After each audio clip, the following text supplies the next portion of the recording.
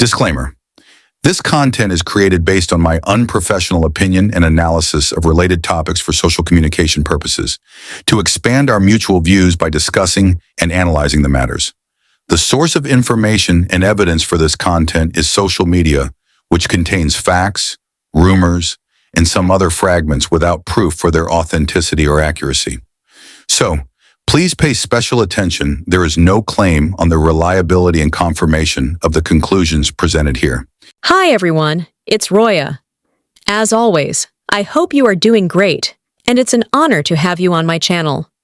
Dear viewers, I had been in the process of creating a video to warn Mr. Goncalves about the deal I guessed they had made with the state in exchange for accepting their offer. He might be granted the right to propose a piece of legislation, a legal or social reform, in Idaho named after the Goncalves family, or Kaylee, that I was interrupted by the news about change of plea deal. I am going to share that half-processed video with you guys, but I want to tell Mr. Goncalves that you can't expect integrity from someone who pushes you into a dirty deal, the same deal they'll eventually turn around and make with you. So, what are you furious at?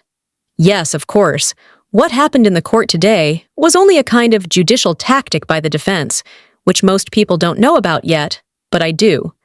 Therefore, before I share my half-made video to warn you, I want to remind you that I have been the only person who used and will use the phrase Idaho 4+1 case, and didn't let my fight for justice be seen as a personal preference to focus only on Brian. I have many points to remind you, so now, if it is proven to you that many things I have shared in my videos could be right, then watch my videos more carefully because my job has just started. Now please, watch my half-prepared video, which I'm going to complete very soon, more optimistically. Dear viewers, I will share the video until the point that was made, and you can find the complete version of it after I complete it. But now please, pay a special attention to this short fragment of today's Steve's comment of the today's hearing, and then we will continue with my video. Agreed on something and then they just we didn't agree on anything. He only negotiated with the murder of our children. That was the only person that he negotiated with. He didn't give us the common courtesy to negotiate with us. Even pretend. He could have just pretended and then lied, but he didn't even pretend. He basically said, your guys' input isn't needed. The judge could hear one thought from you that he should remember. What is it? He's going to own this. He's going to inherit what Thompson did, and he's the only one that can fix it. He's the only one who can make it right. He needs to protect those other surviving victims and make this person say that they had nothing to do with it. He did it solely. He did it all on his own, and nobody else was responsible. And then we won't keep having these supporters always saying that he got set up. We know what he's planning on doing. Somebody died, a vet died, and he's going to try to say that, put the blame on that person. So he's not going to take accountability. And Thompson didn't force him to take accountability. He didn't even negotiate. That's terrible. You don't think 4 life sentences is just? 100%. We have the right guy. There's no doubt in our minds. And we can have him at the state level. We can have him at the federal level. So it built my confidence into sticking with the state level and not. It would have been more expensive. And I literally didn't have any connections to your community. And this individual didn't have any he didn't have a history. He was just moved out there. Mm-hmm. So those are the hardest cases. I've become very obsessed with working with legislators over this because I'm like, something long-standing that we can do to help these children this happen to them is we can pass some laws that can help Now let's watch that video. Hi everyone, it's Roya. I hope you're doing great, and as always, I'm truly grateful for your presence on my channel. It's an honor to have you by my side. Well, we are getting closer and closer to the trial. So as it approaches, the more strange and even nonsense matters and claims emerge around this case on social media, and, of course, not in favor of Brian Kohberger, which is the only thing that has remained consistent since the beginning until now. If it weren't this way, that would be surprising to me, because this trial is not just about Bryan Kohberger, the victims, or even the case itself.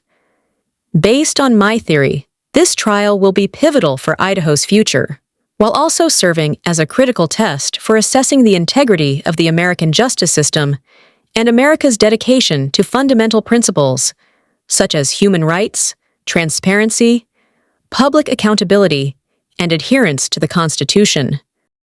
The sudden emergence of some nonsense, the leak of some information through violation of the gag order, and every turn and twist around the case have been completely predictable to me, and I even expect more to come yet.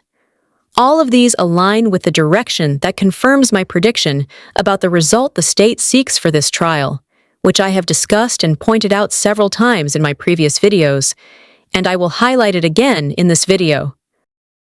Among all of the nonsense, 3 of them are enough to indicate what agenda the state has behind them. 1. The interview with Steve Goncalves on the Drunk Turkey Show. 2. The leak of some information about Bryan. 3. Bringing a new piece into the play as a witness, which appears that playing such a role was a condition proposed by the police in exchange for overlooking the offense that had brought her there. However, a subtle yet significant aspect of these issues is that they have been deliberately designed in a way to draw the public's attention to their inconsistencies and subtly provoke the public's curiosity over some mismatched points. In short, they are being used by the state as a distraction from the forbidden part. Let me break it down for you this way. Do you think all the points and contradictions in this video that make it feel staged just happened by accident and out of carelessness? Absolutely not. Contrastingly, it must have been designed this way to keep our attention on exposing the obvious contradictions and errors, to prevent us from being mindful of a bigger truth. There have been inconsistencies regarding the DoorDash driver issue, which have been addressed on social media by others, as well as the leaked pieces of information against Bryan, which are so blatantly flawed that they can't be considered unintentional mistakes. Therefore, there is no need to review them again and waste more time on them, which is exactly what the state wants us to do. But among these 3 issues, Steve Goncalves' interview with Drunk Turkey Show is the most telling indicator of the reason behind the abrupt emergence of new topics around the case by the state side, and also the goal they are seeking. Before I review that interview, I want to highlight an important point, especially to Mr. Goncalves.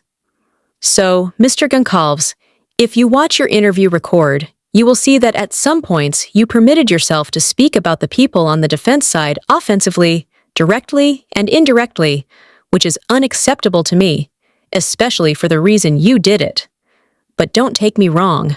I don't want to do the same to you because we are not the same. Instead, I give permission to myself to reveal my point of view about your new approach to your daughter's murder and show your true image of yourself to you. If you are offended, it is not my fault.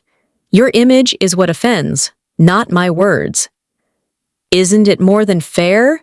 You talked offensively about some individuals who have different views from yours, like me. In response, I reveal my understanding of your character and your new goal of handling your daughter's murder case. It's a deal, okay?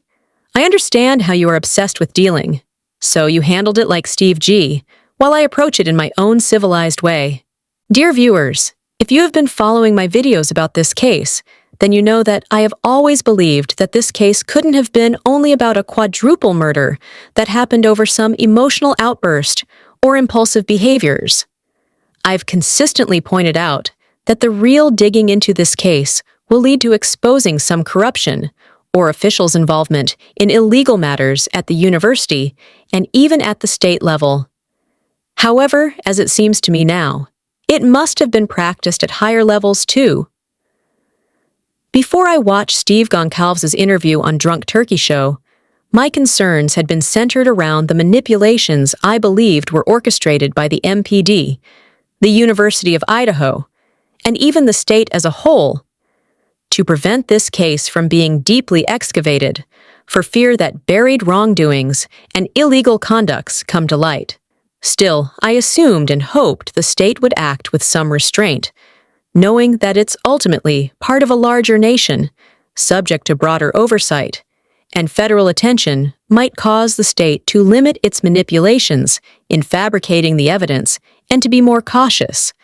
But after watching the interview, I felt contrastingly due to the extent of audacity in creating more conditions against Brian, like violating the gag order and bringing up some issues like the DoorDash witness, which has so many contradictions and questionable points that to me they must have been designed intentionally to subtly change the mental texture of the case in public's minds from a murder case that may have root in drug trafficking to a case of challenging to prove an individual named Brian Kohberger's guilt or innocence, and case closed.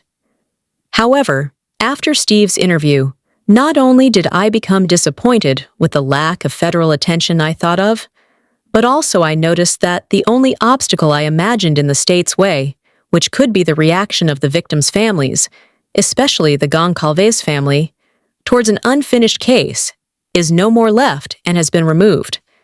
I mean, although the state has been in control of whom should be considered the murderer until now, in case the defense would gain the innocent verdict for the defendant, what will the victims' families' reaction to it? And for sure they would ask then who the murderers are. What was the motive of the crime? Which is a huge dilemma for the state, and it has done whatever it could to prevent the case reaching to this point after the trial.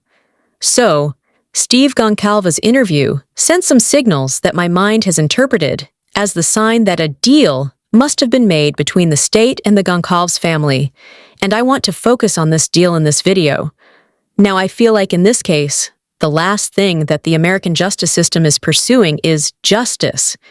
Now, let me explain what kind of deal might have caused the G family to completely change their stance, and also explain how I got to this conclusion. But first, I need to notify you that what I'm about to share is simply my own analysis of his interviews, and by no means do I intend to be disrespectful.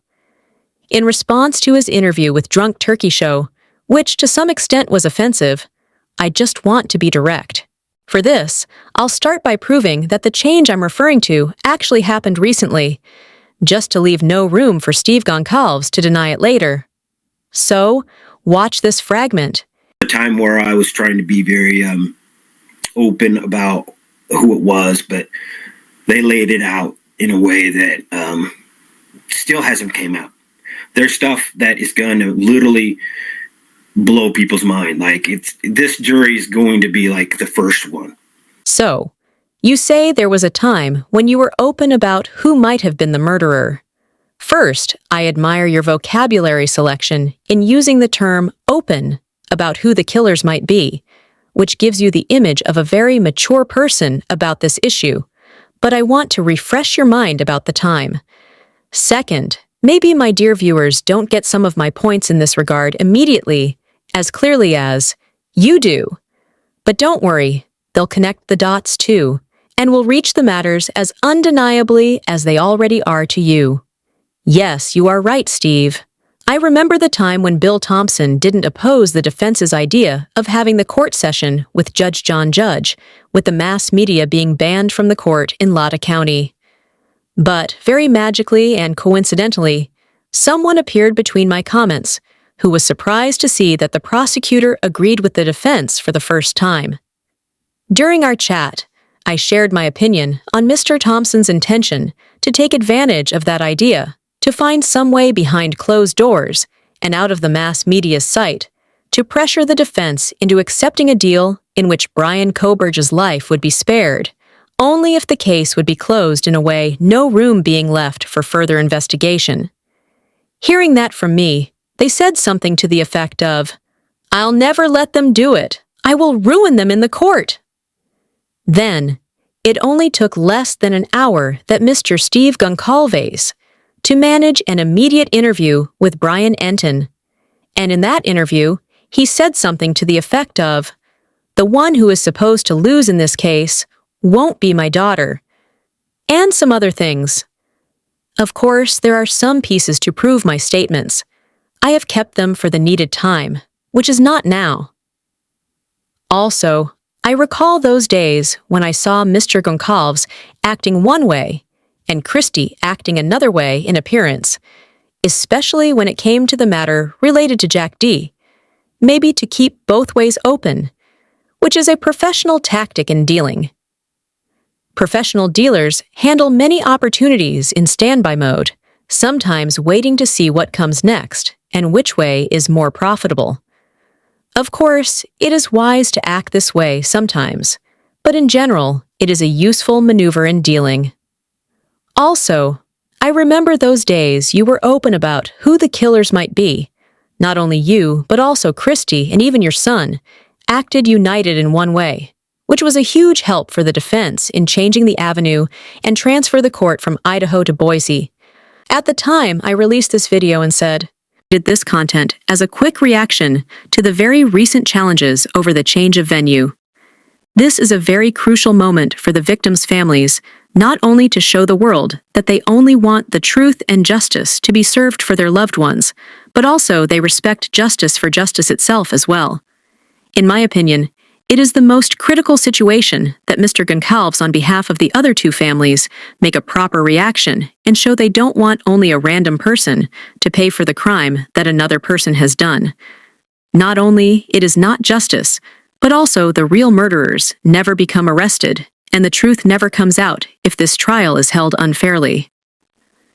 Steve Goncalves had nipped the plan in the bud once before when the prosecutor wanted to take advantage of the situation in which the defense team wanted cameras banned in the courtroom, and the prosecutors surprisingly showed their agreement with them. However, their real intention was to wrap up the case behind closed doors. But Steve's reaction to their agenda didn't let them succeed. The victims' families should pay attention that finding and arresting the murderers is not the defense team's job, and they have to be concerned about their client. But if the victims' families want their children's perpetrators to be identified and punished for their savage crime, first it should be clear who is not the killer. Then focus on finding who the killer is. Otherwise, this case will be closed without the real killers being found and identified. The matter that the trial being held where the defendant could have a fair trial isn't in opposition to the victim's justice and doesn't violate any of their rights. But if the defendant can't receive a fair trial, no doubt they will be the loser too. And by time passing, when the shadows of doubt cast on the case and the trial's result, the victims' families will find themselves victims too. The worst is when many of these individuals, who are playing the game of being more Catholic than the Pope, start to blame the victims' families through social media, and especially the mainstream media, after this. Whatever they have told about Brian's eyes, weird behaviors, his past, and being a monster, being anti-women, or whatever labeled him all the time, they will say about the victims' families from then on. I remember once I told Christy not to believe the eyes that shed tears out to show their sympathy. Believe those who genuinely care about justice, regardless of who is the justice for. In the end, I want to remind the point again that Mr. Goncalves reacted to the state's agenda once in the past, and he can do it again.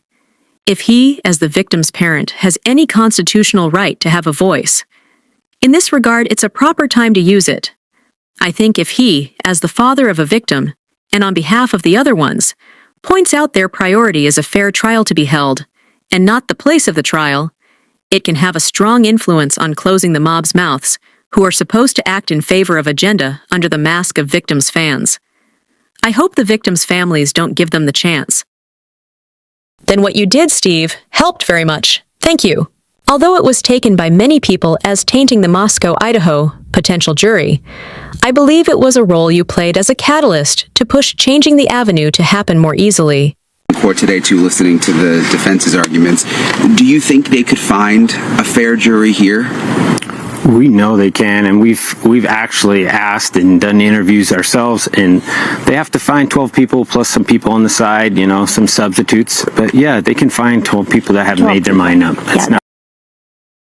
Dear viewers, this was where I stopped processing the video due to the emergence of the news about the change of plea deal. I would be very grateful if you leave your comment on this video. I will read it. Also, if you have found it useful, Then please share it because the main challenge has just started. Love you all.